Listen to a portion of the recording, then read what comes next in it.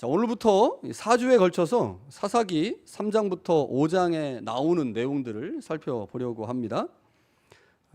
오늘은 온니엘과 에웃이라고 하는 사사를 살펴볼 거고요. 다음 주에는 삼갈에 대해서 살펴보고, 추수감사절이 지나고 난 후에는 드보라와 야엘, 그리고 그 이후에는 이스라엘 백성들이 하나님의 구원 사역에 어떻게 동참하고 있는지를 이렇게 살펴보려고 합니다. 자, 3장부터 5장에 나오는 사람들 중에는 사사라고 하는 직임이 부여된 사람도 있고요. 사사 같기는 한데 사사라는 언급이 없는 사람도 나옵니다. 또한 여자 사사도 등장을 하고요. 이방인 여자인데 하나님의 구원 사역에 동참하는 사람들도 있고, 다양한 사람들이 등장을 하는데, 이러한 다양한 사람들을 통해서 하나님께서 어떤 사람을 사용하시는지, 우리가 하나님 앞에 어떤 사람으로 서야 하는지를 좀 생각해 보려고 합니다. 오늘은 첫 번째 사사인 온니엘과 두 번째 사사인 에웃을 비교하면서, 오늘 설교 제목이 하나님의 자유잖아요. 이 하나님의 자유에 대해서 한번 조금 생각을 해보려고 합니다. 자, 사사기를 보면 매우 전형적인 표현들이 여러 차례 등장을 하는데, 그 전형적인 표현 중에 하나가 이런 겁니다. 이스라엘이 하나님 앞에 악을 행했다. 여기서 악을 행했다고 하는 말은 하나님을 잃어버리고 바알과 아세라를 섬겼다는 말입니다. 하나님을 잃어버리고 바알과 아세라를 섬기면 하나님 어떻게 하시겠어요? 화가 납니다. 하나님이 진노하셨다, 이런 표현들이 나오고요. 그 진노하신 하나님께서 어떻게 하시냐면 이방인의 손에 이스라엘을 넘기십니다. 그러면 이스라엘이 그 이방인의 손에서 고생을 하죠. 고생을 하다가 이렇게는 못 살겠다, 못 살겠다라고 하면서 하나님 앞에 부르짖습니다. 그러면 하나님이 한 구원자를 보내십니다. 그리고 구원자가 나와서 전쟁에서 이스라엘을 구원해내죠. 이 패턴이 이 사사기에 여러 차례 반복해서 나오는데, 그 3장에 나오는 이 온니엘 사사의 사건이 있기 바로 앞에 보면 이제 이런 패턴이 나오고 있죠. 이스라엘이 하나님 앞에 악을 행하면 하나님께서 진노하십니다. 그런데 이번에 그 전에는 등장하지 않았지만 첫 번째 사사니까요. 하나님께서 메소포타미아 왕 구산 니사다임의 손에 이스라엘을 넘기셨어요. 자, 그런데 여기 메소포타미아라고 하는 말의 뜻을 찾아보면 강들 사이의 아람이라는 말입니다. 강들 사이의 아람. 그러니까 두 개의 강이 있고 그 사이에 있는 어떤 나라를 이제 메소포타미아라고 부르는 거죠. 여기서 말하는 두 강은 유프라테스와 티그리스입니다. 자, 대개 강을 따라서 문명이 발전하기 때문에 메소포타미아는 두 강 사이에 있는 나라니까 얼마나 강력했겠습니까? 매우 강력한 나라에 하나님이 이스라엘을 넘기신 거예요. 이유는 뭐겠습니까? 죄가 더 크니까. 죄가 크니까 하나님이 강력한 나라에 맡기셨는데, 이 메소포타미아 왕의 이름이 뭐냐면요, 구산 니사다임이에요. 이 구산 니사다임의 뜻이 뭐냐? 두 배로 악한 구산입니다. 두 배로 악한 구산. 그러니까 강들 사이에 있는 매우 강한 나라 중에서 특별히 악한 왕이 통치할 때 하나님께서 이스라엘을 그들 가운데 넘기셨어요. 그러니까 이스라엘은 아주 잔인한 왕의 밑에서 8년 동안 극심한 고통을 당한 겁니다. 극심한 고통을 당하고 있을 때 이스라엘이 더 이상 참을 수 없으니까 하나님께 부르짖죠. 여기서 이 부르짖다라고 하는 이 히브리어 동사가 자하크라고 하는 동사인데, 이게 이제 두 가지 의미가 있어요. 그냥 너무 힘들어가지고 우리 힘들 때 아이고 하나님 힘들어 죽겠네 라고 하는 이런 부르짖음이 있고요. 또 다른 하나의 부르짖음은 하나님 잘못했습니다 하고 회개의 부르짖음이 있잖아요. 그런데 이 학자들 사이 의견이 갈립니다. 어떤 학자는 이게 회개라고 보는 학자가 있고, 어떤 학자는 회개가 아니고 그냥 나 힘들어 죽겠네 라고 하는 탄식의 의미가 이 자하크다라고 얘기를 해요. 그래서 정확하게 이게 회개를 의미하는 건지 아니면 단순한 절규나 탄식을 의미하는 건지 명확하지 않지만, 어찌됐든 간에 이스라엘이 죽겠다고 부르짖으니까, 탄식하니까 하나님이 그 소리를 듣습니다. 그러니까 여러분, 우리가 하나님 앞에 이제 탄식할 때 회개라고 하는 탄식을 하면 제일 좋죠. 그건 더할 나위 없습니다. 회개라고 하는 탄식을 하나님이 기뻐하시고 우리의 상황을 보살펴 보시지만, 여러분, 우리가 이제 하나님 앞에 하나님 제가 잘못했습니다. 잘못했습니다라고 하지 않고 그냥 하나님 나 힘들어 죽겠어요. 와, 하나님 너무너무 힘들어 죽겠어요. 라고 해도 우리가 하나님 자녀잖아요. 그러니까 하나님 관심을 갖는 거예요. 아, 제가 힘들어 죽겠다는데 뭐 때문에 도대체 힘들어 죽겠지라고 생각하시면서 하나님이 우리 상황을 돌보시기도 합니다. 그러니까 회개든 아니면 단순한 탄식이든 절규든 하나님을 향해서 뭔가 말하는 건 좋은 겁니다. 뭔가 말하는 거는 다윗이 하나님 앞에 말할 때 뭐 회개라고 하는 방식으로 말하기도 하지만 단순하게 저 원수가 나를 죽이려고 해요. 아이고 저놈 죽었으면 좋겠네 라고 하면서 하나님 앞에 단순한 탄식을 할 때도 있거든요. 근데 하나님이 그 탄식을 이제 보신다는 겁니다. 하나님을 향해 우리가 무엇인가를 말하고 행동하는 것, 그것 자체로도 하나님은 귀하게 보시는 거죠. 그때 하나님이 이스라엘에게 구원자를 보냅니다. 그 구원자의 이름이 온니엘입니다. 온니엘. 9절에는 구원자로 되어 있고요. 10절에는 이 구원자를 사사라고 표현을 하죠. 자, 사사라는 말에 대해서 우리가 조금 오해하는 경우들이 있어요. 자, 사사기에 보면 사사들의 이야기가 나오는데 이 사사라고 하는 말을 한자어로 보면 이런 말입니다. 선비사, 스승사. 기자는 기록기니까 선비와 스승에 관한 책, 이게 사사기예요. 선비, 굉장히 우리식으로 번역을 했죠. 선비와 스승에 관한 책입니다. 자, 그래서 이 말의 의미를 사사기와 대입해 보면 좀 애매해요. 선비하고 스승의 얘기 좀 이상하잖아요. 그래서 공동번역, 가톨릭과 개신과 같이 번역한 이 공동번역에서는 이 책의 이름을 판관기라고 고쳤습니다. 판단할 판, 벼슬 관. 그래서 이제 판단한다, 그러니까 재판자들에 관한 이야기다라고 하면서 책의 이름을 고쳤죠. 그런데 사사기를 읽어보면 재판 얘기가 없어요. 딱 한 번 나옵니다. 여사사인 드보라에 관한 이야기를 하면서 4장 5절에 이스라엘 자손이 그에게 나아가 재판을 받더라. 요 딱 한 번 나와요. 그래서 사사기라고 하는 이름을 이제 이 책과 연결해서 보면 재판하거나 뭔가를 누구나 판단하는 것이 사사의 역할이 아닌 것처럼 보입니다. 주로 사사들이 무슨 일을 할까요? 전쟁을 합니다. 전쟁, 싸우는 거예요. 그래서 우리말로는 사사라고 되어 있지만 그 의미를 생각할 때 통치 혹은 지도 이런 의미를 담아서 사사는 통치자 혹은 지도자 이런 의미로 이해하시면 사사기의 내용을 이해할 때 훨씬 도움이 됩니다. 재판 얘기가 없어서 좀 관심 있게 읽는 분들 중에 당황할 수가 있어요. 재판에 관한 이야기가 없네 이렇게 생각할 수가 있죠. 자, 첫 번째 사사 온니엘인데 이 온니엘이라고 하는 사람에게 매우 중요한 특징들이 몇 가지가 있습니다. 자, 온니엘과 에훗을 비교해 봐야 되기 때문에 이제 온니엘에 관한 이야기를 먼저 봐야 되는데 대략 한 3가지 정도의 중요한 특징이 있어요. 첫 번째 특징은 온니엘의 결혼입니다.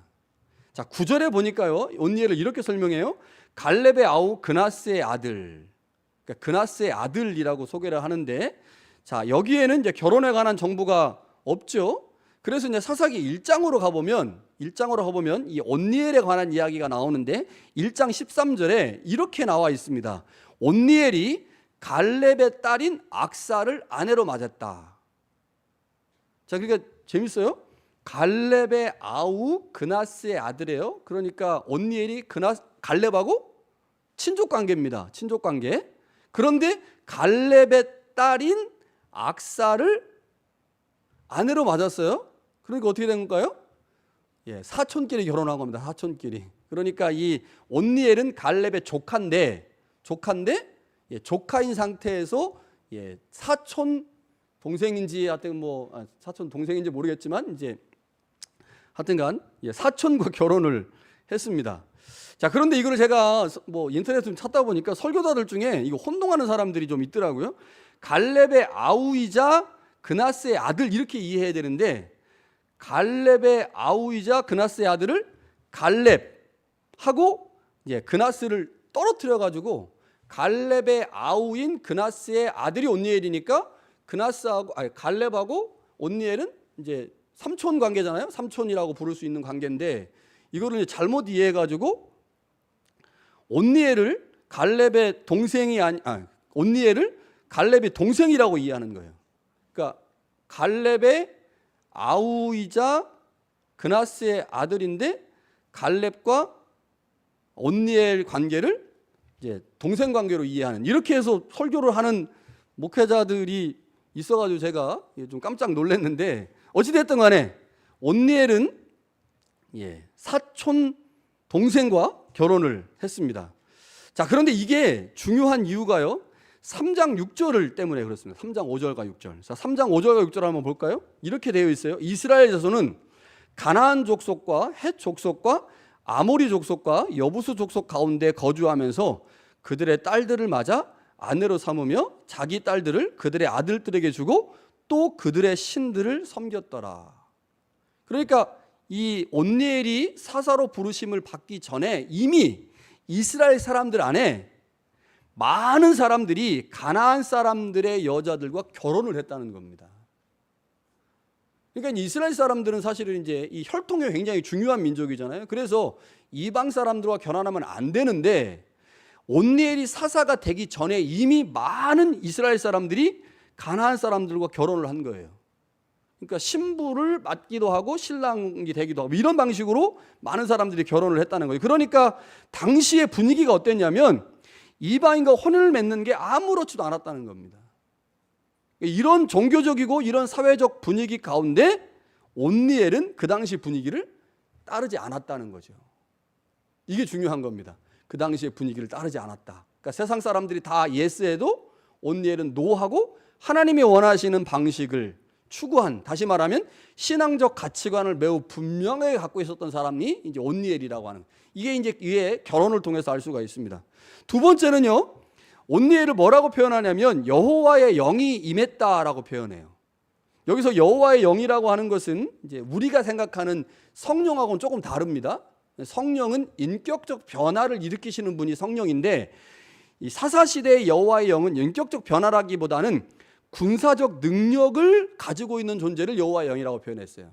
그러니까 여호와의 영이 임했다라고 하는 것은 하나님께서 온니엘에게 군사적인 능력을 주셨고 그 군사적인 능력을 힘입어서 전쟁에 나가서 승리했다. 그러니까 하나님의 능력으로 전쟁에서 이겼다라고 하는 표현이죠. 그러니까 온니엘이 자신의 능력과 자신의 힘으로 전쟁한 게 아니라 하나님의 능력과 하나님의 은혜를 힘입어서 전쟁에 나가서 승리한 사람이다. 이거를 표현해 준 게 여호와의 영이 임했다라고 하는 표현입니다. 자, 마지막으로요, 온니엘은 사사기 6장에 나오는 기드온과 비교가 됩니다. 자, 여러분, 기드온, 제가 예전에 기드온 설교를 10번 한 적이 있어요. 저희 그 유튜브를 찾아보시면 기드온 설교가 나오는데, 이 기드온이 매우 중요한 사사임에도 불구하고 마지막에 가가지고요, 왕이 되고 싶어서, 속된 말로 미친 사람이었습니다. 왕 되고 싶어서. 그래서 이 사람이 자기가 죽을 때, 이 사람이 죽을 때요, 아내가 얼마나 많았는지, 아내가 굉장히 많았고 아들이 70명이나 됐는데, 특별히 무엇을 기록하냐면요, 세겜에 있는 첩이 있는데 그 첩에게서 난 아들의 이름을 아비멜렉이라고 쳤어요. 아비멜렉. 근데 이 아비멜렉의 뜻이 뭐냐면 나의 아버지는 왕이다라는 뜻입니다. 그러니까 자신의 아들을 낳아놓고 그 아들의 이름을 뭐라고 부른 거예요? 나의 아버지는 왕이다. 그러면 아비멜렉의 아버지는 누구예요? 기드온이잖아요. 그러니까 기드온이 뭐라는 말입니까? 왕이라는 말이에요. 그러니까 자신이 얼마나 왕이 되고 싶었는지 자신의 아들의 이름에서 나는 왕이다라고 했고, 기드온의 이해가 끝난 다음에요, 결국 이 아비멜렉이라고 하는 사람이 이스라엘에서 문제를 일으킵니다. 그래서 이제 기드온이 자신의 이 사사 직분을 왕으로 이해했고, 그 왕으로 이해하면서 그 역할을 이제 아들에게 물려주려고 했던 매우 이제 문제가 많았던 사사 중에 한 사람인데, 이 기드온의 문제 중에 하나가 뭐냐면 아들이거든요, 아들.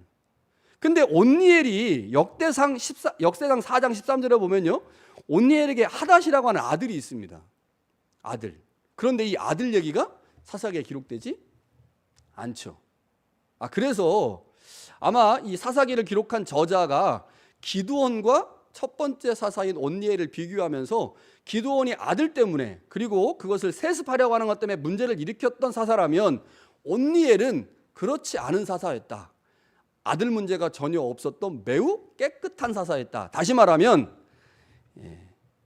사사의 직분을 제대로 이해한 사사였다. 이걸 말하고 싶었던 것이 아닌가 싶습니다.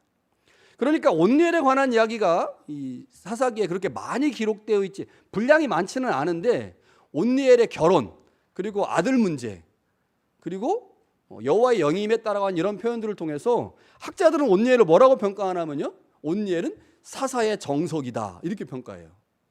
그러니까 굉장히 모범을 보인 사사고 다른 모든 사사들을 대신할 수 있는 정석이었다 이렇게 이제 표현을 합니다. 자, 이방인과 결혼하는 그 당시의 사람들과 다르게 신앙적 가치관과 정체성을 가지고 있었고 여호와의 영의 임재를 경험했고 하나님의 능력으로 전쟁에 임하여 승리한 사람이고 자신의 사사의 직분을 분명하게 이해함으로 자녀의 이름을 남기지 않은, 한마디로 말하면 흠잡을 데 없는 사사가 바로 이 온니엘입니다. 그래서 우리는 이렇게 생각할 수 있죠. 리더라면 이 정도는 돼야지. 우리로 말하면 성령이 충만해요. 목회를 너무너무 잘해. 근데 그 목사님의 아들이 목사야. 그런데 그 교회를 물려주지 않아. 그리고 그 아들은 어디 저 변방에다 보내가지고 고생 죽도록 시키고 제대로 목회를 배우게 하는, 이런 목사님이 있으면 그렇지, 목사는 저 정도 돼야지. 성령 충만하고 목회도 잘하고 자식 관리도 잘하고, 아이고 그렇지, 저 정도는 돼야 리더지, 이렇게 생각할 수 있잖아요. 온니엘이 그런 사람이었다는 겁니다. 그래서 이제 학자들은 이 사람을 사사의 정석이다 이렇게 표현을 하죠. 자, 그런데 두 번째 사사인 에훗, 이 두 번째 사사는요 첫 번째 사사하고 너무 달라요. 너무 달라. 자, 사사의 정석이 온니엘이라면 사사 중에 완전히 불완전한 자, 문제가 심각하게 있는 자가 에훗입니다. 자, 온니엘은 유다 지파죠. 오른손잡이입니다. 그런데 에훗은요 가장 작고 연약한 지파인 베냐민 지파 사람이고 왼손잡이입니다. 여러분, 지금 저희가 어렸을 때, 제가 초등학교 다닐 때 제 친구 중에 하나가 박성욱이라고 하는, 박성욱이라는 친구가 이게 볼라나 모르겠는데, 박성욱이라는 친구가 있었는데 이게 왼손잡이였거든요. 근데 그 당시에 왼손잡이가 뭐 좀 안 좋다고 생각했는지 부모가 억지로 막 뜯어 고쳐가지고 오른손을 썼는데 그러니까 그 친구는 하여튼 뭐든지 다 할 때마다 약간 좀 이렇게 부자연스러웠어요. 왼손잡이가 왼손을 안 쓰고 오른손을 쓰니까, 글씨를 오른손으로 쓰니까 글씨가 좀 이상하고, 왼손으로 잡지 않고 오른손으로 잡으니까 뭔가 불안전한. 그래서 이제 제가 초등학교 다닐 때도 그랬는데 이 당시에 왼손 어떻겠습니까? 굳이 에훗을 왼손잡이라고 표현을 한다는 거죠. 베냐민 지파이면서 동시에 왼손잡이다. 그래서 사사의 정석인 온니엘의 관점에서 보면요, 에훗은 굉장히 형편없는 사람입니다. 자, 에훗에 관한 설명 중에 가장 특이한 게 왼손잡이라는 말인데, 이 왼손잡이라는 말을 히브리어 원문에서 그대로 번역하면 이런 뜻입니다. 오른손이 묶인, 오른손에 제약이 있는, 이런 뜻이에요. 그러니까 오른손에 제약이 있고 오른손이 묶였다고 하니까 뭐라고 표현한 거예요? 왼손잡이라고 표현한 거예요. 우리가 쉽게. 그러니까 성경에는 왼손잡이라는 말이 없어요. 오른손이 묶였고 제약이 있는, 이런 뜻입니다. 자, 에훗은 오른손을 사용하지 못하는 사람이었는데, 자, 이거를 오른손이 묶인, 오른손에 제약이 있는 이니까 현대적 언어로 말하면 뭐라고 말할 수 있을까요? 심하게 말하면 장애인이에요. 장애인. 오른손에 장애가 있는 사람, 이 정도입니다. 자, 에훗이 이스라엘의 구원자로 등장을 했는데 온니엘과 비교해 보니까요, 온니엘은 두 가지 표현이 다 나왔죠. 하나는 구원자라는 표현이고 하나는 사사라는 표현이었는데, 이 에훗은 사사라는 표현이 없습니다. 그러니까 뭔가 조금 불완전하고 연약하고 문제가 있는 사사였던 거죠. 자, 그런데 에훗이 사사로 사역을 한 후에 이스라엘은요 무려 80년 동안이나 평온했어요. 온니엘은요 40년만 평온했거든요. 이상하죠. 자, 사사의 정석인 온니엘, 너무너무 멋있는 훌륭한 각광받는 사람이에요. 그런데 그 사람이 사사로 있는 동안은 40년만 평안했는데, 이 불완전하고 문제가 있었던 에훗이 통치한 후에는 80년 동안 평안했다는 거죠. 자, 사사인 온니엘이 사사의 정석을 보여준다면, 에훗은 하나님이 쓰시기에 무엇인가 부족한 사람의 전형을 보여주는 인물입니다. 자, 그런데 우리는 여기서 하나님께서 에훗의 사사됨, 에웃을 통해서 일하시는 것을 보면서 하나님이 온니엘과 같은 온전한 사람만 사용하시는 분이 아니라는 사실을 알게 되죠. 여기서 우리가 뭘 발견할 수 있느냐? 하나님의 자유를 발견합니다. 하나님의 자유. 하나님은 어떤 원칙을 가지고 세상을 움직입니다. 세상에는 원칙이 있어요. 그 원칙을 우리는 이제 이렇게 얘기를 하죠. 인과응보. 하나님이 이 원칙을 매우 중요하게 여기십니다. 착하고 선한 자에게는 복을 내리시고 악하고 문제가 있고 죄를 지은 사람들은 징벌하시는, 이게 이제 하나님이 가지고 계신 기본적 원칙입니다.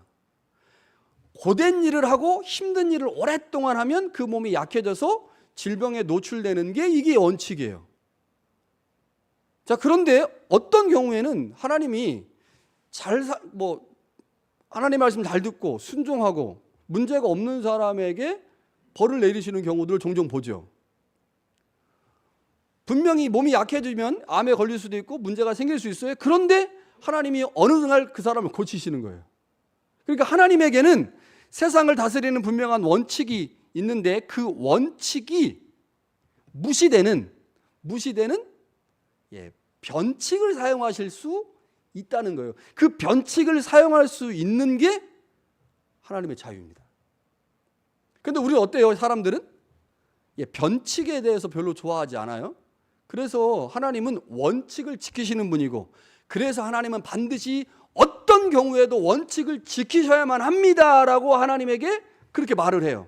그래서 하나님이 원칙을 지키지 않고 변칙적인 행동을 하실 때 그 하나님 때문에 시험에 들어요. 아니, 하나님이 도대체 왜 그러시는 거야? 아니, 원칙들 지키셔야지. 하나님 FM대로 하시는 줄 알았더니 하나님 FM대로 안 하시네. 이게 도대체 뭐야? 이렇게 되는 경우들이 있다는 거죠. 여러분, FM이 도대체 뭘까 찾아보니까 필드 매뉴얼이더라고요. 필드 매뉴얼. 그러니까 매뉴얼대로 움직이는 사람들이 굉장히 좋아하죠. 근데 하나님이 어느 날 순간 매뉴얼대로 움직이시다가 매뉴얼대로 움직이지 않는 경우들을 우리가 발견하면서, 자, 그러니까 이런 거예요. 하나님께서 사사를 세우시고 사사를 통해서 일하실 때 온니엘과 같은 정석의 사람들을 세우신, 오케이, 그렇지, 하나님은 그런 사람들 세우셔야지, 그런 사람들 통해 일하셔야지라고 생각을 하는데 어느 날 갑자기 하나님이 형편없는 에웃을 사용하시는 걸 보면서, 하나님 그건 아니죠. 어떻게 왼손잡이면서 베냐민 집하고 문제 많은 그 사람을 어떻게 리더로 세워가지고 그 사람을 통해서 우리를 구원합니까? 이건 하나님의 원칙에 맞지 않는 거죠 라고 하면서 하나님을 향해 항의할 때가 있다는 거죠. 하나님에겐 분명 자유가 있습니다. 에웃을 선택할 수 있는 자유가 있어요. 변칙적인 상황을 만들어낼 수 있는 자유가 있죠. 여러분, 이거 우리가 어디서 확인할 수 있어요? 욥기에서 확인할 수 있지 않습니까? 여러분, 욥이 왜 병에 걸렸어요? 문제가 있어 병에 걸렸습니까? 아니요. 하나님을 얼마나 잘 섬겼는지 모릅니다. 그런데 하나님을 정말 잘 섬기는 욥이 어느 날 갑자기 모든 자산이 다 날아갔고 질병에 걸렸어요. 친구들이 와가지고 야, 너 죄 졌으니까 그렇게 문제가 생긴 거야 라고 얘기했지만 42장에 가보면 욥은 결국 아무 죄를 짓지 않은 완전한 자였거든요. 그런데 그가 질병에 걸렸어요. 뭐를 말하려고 하는 겁니까? 하나님은 변칙적인 방법도 사용하신다는 거예요. 하나님께서 우리에게 인과응보라고 하는 세상을 다스리는 중요한 기본 원리를 주셨지만 하나님은 그 인과응보를 넘어서는 자유가 하나님에게 있다는 사실을 알게 하시려고 욥기를 주셨거든요. 그러니까 하나님은 온니엘이라고 하는 매우 정석에 속한 사람을 사용하시지만 그렇지 않은 사람도 사용하신다고 하는 것이 하나님의 자유고, 우리는 그 자유를 알 수 있어야 돼요. 여러분, 어떤 성서학자가 이렇게 얘기를 했어요. 에웃에 대해서.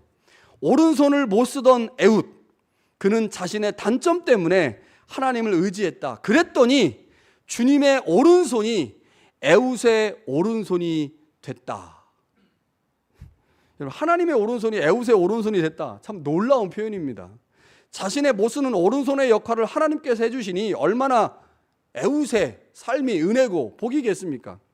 우리가 약점과 부족함을 인정하고 그것을 하나님 앞에 고백하면 그것은 오히려 하나님을 의지하는 중요한 요인이 되는 거죠. 그때 우리의 못 쓰던 오른손이 하나님의 오른손으로 대체가 되는 거죠. 여러분, 중요한 것은요, 하나님이 사사의 정석인 온니엘도 부르셨고 약점이 있는 에웃도 부르셨다는 겁니다. 온니엘과 같은 사람을 불러 사사로 사용하시고 또한 약점이 있는 에웃과 같은 사람을 사사로 불러 세우셨는데 이것이 바로 하나님의 자유입니다. 우리는 보통 사사는 온니엘과 같은 사람이 한다고 생각하죠. 리더의 자리에 있는 사람은 다른 사람들에게 모범이 되어야 한다고 생각합니다. 그런 리더가 리더의 자리에 있을 때 리더십을 잘 발휘할 수 있다고 생각을 해요. 그러나 하나님은 우리의 생각과 다르게 리더를 선택할 수 있는 자유가 있습니다. 우리는 종종 하나님을 향해서 이렇게 말해요. 하나님은 이런 분이셔야 해. 하나님은 이런 분이셔야 해 라고 말하면서요, 우리 스스로가 하나님을 우리의 틀에 가둡니다. 우리의 틀에 갇힌 하나님을 믿고 있는 데가 너무너무 많아요. 하나님은 분명 자유하신데 우리 스스로가 하나님의 자유를 제한하고 규격화된 하나님으로 만들어 버리죠. 그리고 내가 이해하고 내가 알고 있는 하나님과 다른 모습의 하나님을 발견할 때, 그리고 내가 알고 있는 하나님과 다른 하나님이 나에게 말씀하실 때 그 하나님의 말씀이 하나님의 말씀이 아니라고 생각을 해요. 심지어는요, 그 하나님 때문에요, 시험에 들어요. 얼마나 아이러리합니까? 여러분, 하나님 때문에 시험 들어요. 옆에 있는 사람 때문에 시험 드는 게 아니고 하나님 때문에 시험 들어요. 왜 하나님 때문에 시험 듭니까? 나는 하나님이 이뤄야 된다고 생각하고 있거든. 하나님은 온니엘과 같은 사람만 리더로 세워야 된다고 생각하고 있어요. 그런데 갑자기 하나님이 에웃과 같은 형편없는 왼손잡이, 오른손에 장애가 있는 사람을 리더로 세우는 거예요. 그걸 보면서 무슨 저런 게 하나님이야. 에이, 저건 하나님 아니지. 내가 지금까지 배운 하나님은 그런 하나님이 아니었지라고 하면서 에웃을 선택하시는 하나님 때문에 시험에 듭니다. 여러분, 하나님은 모세와 같은 강력한 리더십을 가진 사람들을 사용합니다. 그러나 또한 하나님은 그 리더의 밑에서 하인으로 수종자로 살았던 여호수아도 사용합니다. 출애굽의 상황에서 모세가 필요했다면 가나안 정착의 상황에선 여호수아가 필요했습니다. 때와 장소에 따라 하나님은 적절한 사람을 사용하시죠. 이게 하나님의 자유입니다. 하나님의 자유. 여러분, 그래서 리더십에 정답이 없어요. 리더십에 정답이 없습니다. 하나님은 모두를 사용할 수 있거든요. 그게 하나님의 자유입니다. 그 하나님의 자유를 우리가 알고 인정할 때 교회 안에서 세워진 그 어떤 리더에 대해서도 존경심을 가질 수가 있는 거죠. 하나님이 세우셨으니까. 우리는 이제 모범이 되는 어떤 그 롤모델과 같은 어떤 리더를 머릿속에 두고 있으니까 그 롤모델과 같은 리더와 맞지 않을 때 리더십에 문제가 있다고 생각을 하고 리더를 따르지 않을 수도 있어요. 여러분들이 생각하기에 담임 목사는 저래야 되는데 이런 기준이 있을 거예요. 근데 그 기준에 제가 한참 못 미칠 수 있겠죠. 그러나 우리는 믿음으로 고백합니다. 하나님이 저를 세우셨다. 그렇게 생각을 하시고 따라오시면 더 낫지 않을까 이런 생각이 들죠. 여러분, 우리가 하나님의 뜻과 생각을 다 알 수가 없잖아요. 그래서 우리는 때로 하나님의 자유를 인정하고 하나님께서 행하시는 일에 이유를 묻기보다 어떨 땐 그것을 받아들이고 순종해야 할 때가 있는 거죠. 여러분, 에웃과 이 온니엘의 이야기를 오늘 우리에게로 한번 가져오면 좋겠습니다. 여러분, 이런 질문을 던질 수 있을 것 같아요. 나는 어느 부류에 속한 사람인가? 나는 온니엘과 같은 부류의 사람인가? 아니면 에웃과 같은 부류의 사람인가? 어떻습니까? 온니엘과 같이 흐트러지지 않은 성품, 흐트러지지 않은 모습, 온화한 성품, 모든 사람들을 품을 수 있는 온전한 성품, 이런 사람, 신앙적으로 매우 단단해서 그 어떤 상황에서도 흔들리지 않는 신앙, 그러니까 이런 온니엘과 같은 사람이 리더가 되고 또 나도 그런 사람이 되면 좋겠다라고 생각을 하죠. 그런데 사실 어떻습니까? 우리의 삶을 보면 그렇지 못해요. 항상 부족하고 연약하고 실수하고 문제투성이인 게 납니다.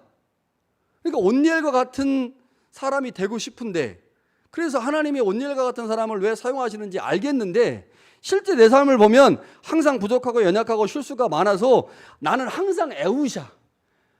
나는 언제 온니엘이 될 수 있을까? 나는 언제 온니엘이 될 수 있을까라고 생각을 합니다.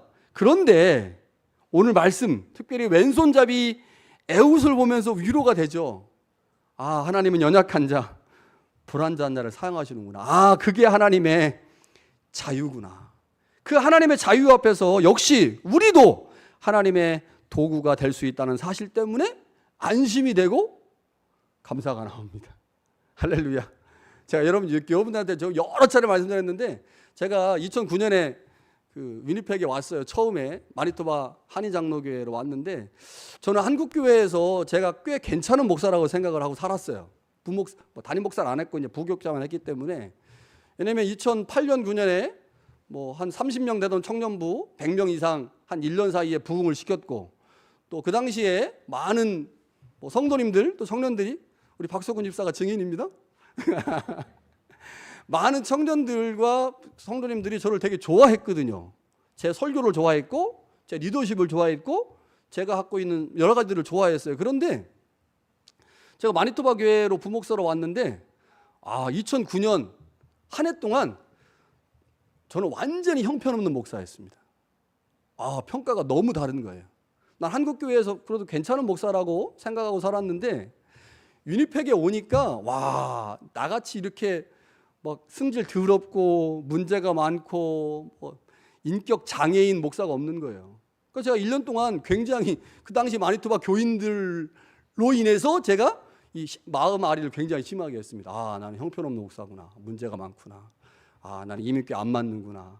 지금까지 생각하고 있어요. 그거를 15년 동안 난 이민교회 안 맞아. 나는 이민교회 안 맞아. 그때 그 트라우마가 저한테 너무 강하게 와가지고 나는 이민교회 안 맞아. 이민교회는 정말 온유하고 온순하신 목사님이 이민교회 해야 되는구나 라는 생각을 그때 갖게 됐고, 그게 지금까지 이제 제 생각의 한 자리에 있거든요. 그러니까 제가 굉장히 이제 이런 모습들 보면서 나는 에웃이구나, 에웃.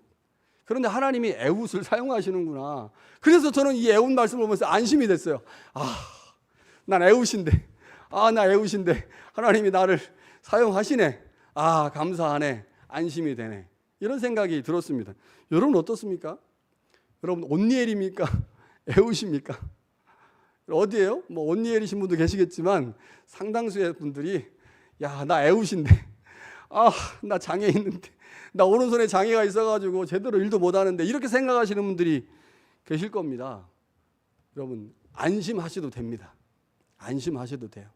하나님께서 온니엘 말 쓰시지 않으시고 에웃을 쓰십니다. 우리가 다음 주에 볼 건데요, 삼갈, 사사란 말도 안 나와요. 평신도야.